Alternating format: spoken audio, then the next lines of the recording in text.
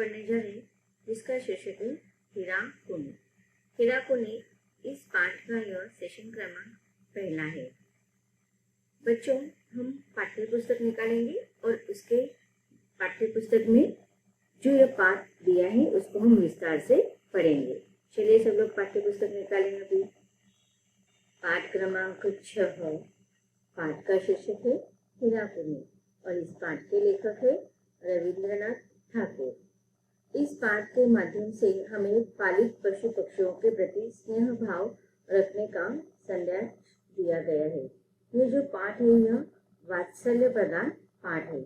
एक कहानी के रूप में हमें यह पाठ लेखक रविंद्रनाथ ठाकुर इन्होंने बताया है। चलिए तो हम इस कहानी को शुरुआत करते हैं। ग्वालिन का नाम था हीरा और उसकी गाय का नाम था कुनी। हीरा का 1 महीने का बच्चा था, गाय की भी 1 महीने की बच्चियां थी। हीरा रायगढ़ के पर्वत पर चढ़कर महाराष्ट्र के राजा को दूध देने जाया करते थे। राजा कुनी गाय का दूध पीकर आनंद मनाता था। अब देखिए यहाँ पर जो यह कहानी बताई गई है, यह महाराष्ट्र के राजा छत्रपति शिवाजी महाराज, इनकी यह कहानी है। और छत्रपति शिवाजी महाराज जो महाराष्ट्र के सबसे प्रिय राजा माने जाते हैं, इनका एक किला है। इनके तो बहुत सारे किले हैं, तोरणा किला है, शिवनेरी किला है, वैसे ही रायगढ़ नामक एक किला है। उस रायगढ़ किले के तट पर एक ग्वालिन रहा करती थी जिसका नाम था हीरा, और उस हीरा नामक ग्वालिन के पास एक गाय थी जिसका नाम था कुनी। ग्वालिन का अर्थ क्या होता है कि गाय का दूध बेचने वाले जो स्त्रियां होती है, जो महिलाएं होती है, उनको ग्वालिन कहा जाता है। जिनके पास गाय होती है और वह गाय का दूध निकाल कर अपना जीवन यापन करती है, उन्हें हम ग्वाला या ग्वालिन कहते हैं। तो यहाँ पर इस कहानी में जो ग्वालिन है उसका नाम है हीरा। और यहाँ पर बताया गया है कि यह महाराष्ट्र के राजा छत्रपति शिवाजी महाराज, इनके समय की यह कहानी है। स्थान भी हमें बताया गया है। अब ग्वालिन का भी 1 महीने का बच्चा था और उसकी जो गाय थी जिसका नाम था कुनी, उसे भी 1 महीने का ही बच्चा हुआ था। अब देखिए यहाँ पर बताया गया है कि 1 महीने की जो गाय की बच्चियां होती है उसे अपनी माता के दूध की बहुत अधिक जरूरत होती है। जैसे कि हम देखते हैं कि हमारे समाज में जब किसी भी स्त्री को बच्चा होता है तो उस बच्चों को अपनी माँ का दूध दिया जाता है और लगभग 1 साल तक बच्चा जो होता है अपने माँ के दूध पर ही निर्भर होता है। तो इसी प्रकार जिस प्रकार से सजीव में मनुष्य का जो व्यवहार होता है, सेम व्यवहार पशु पक्षियों में भी होता है। तो गाय को जब बच्चा होता है तो यहाँ पर बताया गया है कि बच्चियां हुई थी गाय को और वह बच्चा 1 महीने की थी। तो वैसे ही जिस प्रकार से मनुष्य में मानव जाति में जो व्यवहार होता है, सेम पशु पक्षियों के साथ भी होता है कि गाय के जो बच्चे होते हैं उनको भी तो अपनी माता के दूध पर ही उनका जो पेट भरता है वो माँ के दूध पर ही भरता है। तो गाय की जो बच्चियां थी वह भी अपने माता अर्थात गाय कुनी से दूध प्राप्त करना चाहती थी। लेकिन हीरा नाम जो ग्वालिन थी वह क्या करती थी, अपने राजा को जो रायगढ़ पर्वत पर रहते थे उनको वह दूध देने जाया करती थी। तो गाय का दूध निकाल कर वो अपने राजा को दिया करते थे। राजा कुनी गाय का दूध पीकर आनंद मनाता था, बच्चियां रोती रहती थी। अब देखिए यहाँ पर ग्वालिन हीरा सारा गाय का दूध निकाल कर राजा को दे दिया करती थी, जिससे राजा संतुष्ट हो जाता था। राजा वो दूध पीकर बहुत प्रसन्न होता था। लेकिन दूसरी तरफ गाय कुनी की जो बच्चियां थी 1 महीने की थी, उसे पेट भर अपनी माता कुनी का दूध नहीं मिला करता था। इसी कारण उसका पेट न भरा होने के कारण वह बच्चियां रोती रहती थी। हीरा के मन में बच्चिया के लिए किसी भी दिन दया नहीं जागती थी। दूध दुहने के समय कुनी गाय रह रहकर बच्चा को पुकारती थी। अब देखिए यहाँ पर जो ग्वालिन बताई गई है, जो हीरा नाम की है, जब उसे बच्चा का रोती रहती थी अपनी माँ के गाय कुनी के दूध वो चाहती थी, लेकिन ग्वालिन हीरा को उस बच्चा के प्रति किसी भी प्रकार की दया भावना दिखाई नहीं देती थी। उसे तो केवल मात्र अपने राजा को दूध देकर प्रसन्न करना, यही मात्र उसका उद्देश्य रहा करता था। अब जब ग्वालिन हीरा कुनी गाय का दूध दूहने निकलती थी तो गाय रह रहकर अपने बच्चा को पुकारती थी। जैसे ही वह चाहती थी, गाय खुद चाहती थी कि उसका दूध अपने बच्चे को वो दे, अर्थात बच्चा को दे, जिसका पेट वह भर सके, तो वह रो ना पाए। अब देखिए हम माता होते हैं, हमारे माता का भी स्वभाव वैसा ही होता है कि भले ही वह पेट भर कभी खाना नहीं खाती, लेकिन अपने बच्चों का हमेशा वह चाहती है कि पेट भरा हुआ हो। जब अपना बच्चा पेट भर कर खाना खा लेता है तब माँ संतुष्ट हो जाती है। तो यहाँ पर जो पशु है, यहाँ पर जो पशु बताई गई है वो गाय है कुनी नामक, वह भी अपने बच्चा को जब पेट नहीं भरा करता था, गाय के दूध नहीं उसको मिला करता था, तब वो जब बच्चा रोती थी तो कुनी गाय को बहुत दुख हुआ करता। और इसी कारण जब ग्वालिन हीरा कुनी गाय का दूध निकालने के लिए आती थी तो कुनी क्या करती थी, रह रहकर अपने बच्चा को पुकारती रहती थी। बच्चियां दौड़कर दूध पीने के लिए आती, पर हीरा उसे लौटा देती थी। हीरा जो थी वह बच्चा को गाय से मिलने ही नहीं देती थी, दूध पीने ही नहीं देती थी। वो क्या कर देती थी, उसे खूंटे से बांध रखती थी।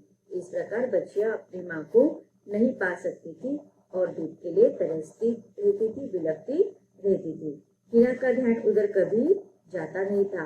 वह तो सुबह शाम दूध दुहकर उसे बेचने के लिए राजा के किले में चली जाती थी। अब देखिए यहाँ पर जो हीरा थी उसे भी 1 महीने का ही बच्चा था, तो उसके मन में अपने बच्चे के प्रति स्नेह था, प्यार था। वह भी अपने, भले ही उसका काम था कि अपने राजा को वह अच्छे से अच्छे स्वादिष्ट जो उसके पास है वो देना उसका कर्तव्य था, लेकिन दूसरी तरफ जिस पशु के द्वारा वह राजा को प्रसन्न करना चाहती थी, क्या वह पशु प्रसन्न था? नहीं, न वो गाय प्रसन्न थी। क्यों गाय प्रसन्न नहीं थी? क्योंकि गाय का दूध उसके बच्चा को मिलना चाहिए था, लेकिन क्या हो रहा था, गाय का दूध बच्चा को न मिलकर ग्वालिन क्या करती थी, 2 समय उसका दूध निकालकर, सुबह और शाम को दूध निकालकर वह सारा दूध राजा को दिया करते थे। सुबह और शाम दूध दुहा करती थी और बेचने के लिए राजा के किले में चली जाती थी। और बच्चा को तरसते हुए वो कभी उसके मन में वो भाव जागृत नहीं हुए कि जिस प्रकार से मेरा बच्चा, मेरा संतान मेरे दूध को पाने के लिए तरसता है, उसी प्रकार बच्चा भी अपने माँ के दूध को पाने के लिए तरसता होगा। इस प्रकार की दया भावना उस समय हीरा नामक ग्वालिन के मन में कभी नहीं आई। वो तो केवल अपने राजा को प्रसन्न करना चाहती थी। उस समय आप लोगों को पता होगा कि महाराष्ट्र का जो राजा थे छत्रपति शिवाजी महाराज, उनके प्रति जनता को अति स्नेह था, बहुत सारा प्यार स्नेह उनके मन में भरा हुआ था, जनता के मन में अपने राजा के प्रति। और वो छत्रपति शिवाजी महाराज उनका जो शासनकाल था उस समय उनकी प्रजा अपने राजा के लिए अपनी जान न्यौछावर कर देते थे। तो उसी प्रकार ग्वालिन का भी अपने राजा के प्रति कर्तव्य की भावना दिखाई दे, लेकिन दूसरी तरफ एक तरसते हुए बिलखते हुए बच्चिया की तरफ उसका ध्यान नहीं गया। यह भी वर्णन यहाँ पर किया गया है। रात होने से पहले ही हीरा किले से लौट आती थी। अब देखिए वो क्या करती थी, सुबह और शाम इस प्रकार से 2 समय राजा के राजगढ़ में जाती थी, रायगढ़ में जाती थी, किले पर जाती थी और उस पर्वत पर जाने के बाद वह लौट आती थी। अब देखिए यहाँ पर वर्णन किया है, वह तो सुबह शाम दूध दुहकर उसे बेचने के लिए राजा के किले में चली जाती थी। रात होने से पहले ही हीरा किले से लौट आती थी। पहले अपने बच्चे को दूध पिलाती, थपकियां देकर सुला देती थी और फिर बच्चा को पकड़कर कुनी के पास ले जाती अब देखिए उसका कर्तव्य पूरा कर देती थी, राजा को प्रसन्न करती थी। फिर वहां से आने के बाद वो क्या करती थी, अपने बच्चे को अपना दूध पिलाती थी, उसको थपकियां देकर सुला देती थी। और फिर बाद वह गाय के बच्चा के पास गाय बच्चा को जो वो खुंडे से बांध देती थी उसे निकाल देती थी और बच्चा को पकड़कर कुनी के पास अर्थात बच्चा के माँ के पास ले जाती थी। बच्चा लपक कर अपनी माँ की गोद में जा पहुंचता।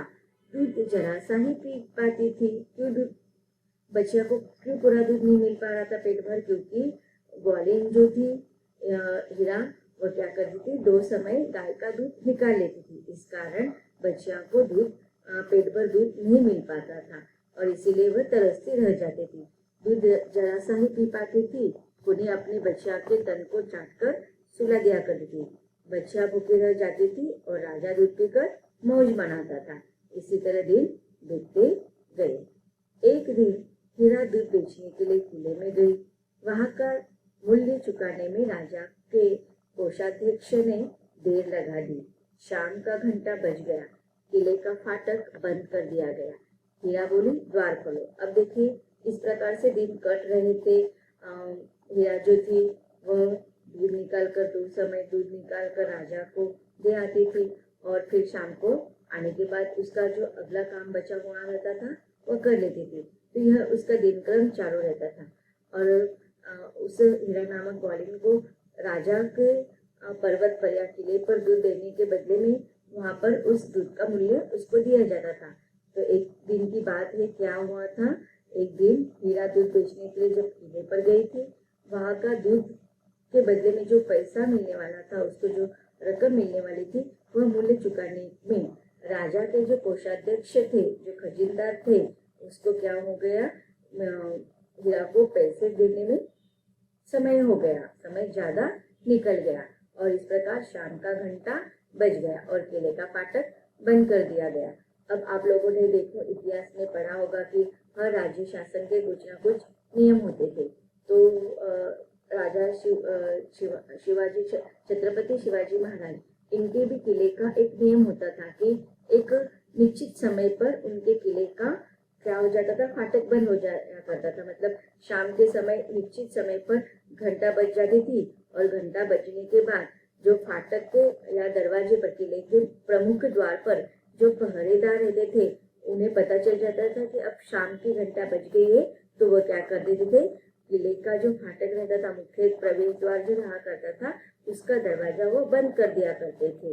और किसी भी हालत में राजा का यह आदेश था और जो राजा का आदेश था वह उनकी प्रजा, चाहे वह कोई भी व्यक्ति हो, सर्वसामान्य आम प्रजा हो या किले पर काम करने वाले प्रमुख या उप प्रमुख या कोई भी व्यक्ति हो, सिपाही भी राजा के आदेश को मानते थे। उस राजा ने जो आदेश दिया था उनका वह पालन किया करते थे। तो वैसे ही घटना, वैसे ही प्रसंग यहाँ पर घटित हुआ था।